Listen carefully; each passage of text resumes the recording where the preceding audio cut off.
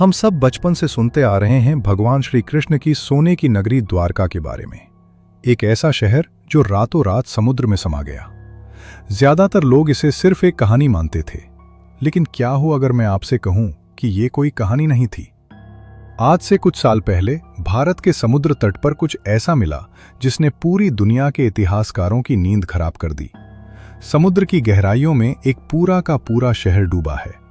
विशाल खंबे, लंबी दीवारें और ऐसे सबूत जो चीख चीख कर कह रहे हैं कि महाभारत सिर्फ एक किताब नहीं बल्कि हमारा असली इतिहास था।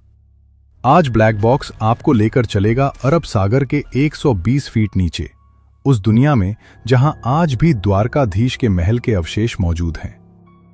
बात शुरू होती है 1980 के दशक में, जब मशहूर आर्कियोलॉजिस्ट डॉक्टर S.R. राव ने गुजरात के तट पर खुदाई शुरू की। उन्हें समुद्र के अंदर एक शहर की विशाल दीवारें मिली। यह कोई छोटा मोटा गांव नहीं था, बल्कि एक विशाल महानगर था। सुनियोजित रोड, दूर तक फैला बंदरगाह और विशाल पत्थर के लंगर। वैज्ञानिकों ने पाया कि यह शहर 6 अलग अलग हिस्सों में बटा हुआ था, ठीक वैसा ही जैसा महाभारत में द्वारका का वर्णन है। लेकिन सबसे विशाल सबूत तब मिला जब गोताखोरों को वहां एक खास तरह की मुद्रा यानी सील मिली। महाभारत में साफ लिखा है कि द्वारका के नागरिकों के पास एक ऐसी मुद्रा होती थी जिस पर 3 सिर वाले जानवर का चित्र हो। और हैरानी की बात देखिए, हूबहू वही मुद्रा समुद्र के नीचे से बरामद हुई। लेकिन असली तूफान तब आया जब यहां से मिली चीजों की कार्बन डेटिंग की गई। पश्चिमी इतिहासकार मानते थे कि भारतीय सभ्यता 3000 साल पुरानी है, लेकिन द्वारका से मिले सबूतों ने इस थ्योरी को बदल दिया। पता चला कि यह शहर लगभग 9000 साल पुराना हो सकता है, यानी मिस्र और चीन की सभ्यताओं से भी हजारों साल पहले भारत में एक उन्नत सभ्यता मौजूद थी। लेकिन अब सबसे जरूरी सवाल, इतनी विकसित नगरी आखिर डूब कैसे गई?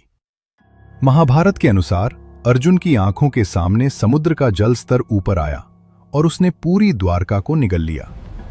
वैज्ञानिक भी इससे सहमत हैं। रिसर्च बताती है कि पिछले आइस एज के बाद जब ग्लेशियर पिघले तो समुद्र का स्तर अचानक ज्यादा हो गया। शायद एक भयानक सुनामी आई और पलक झपकते ही भगवान कृष्ण की नगरी जलमग्न हो गई।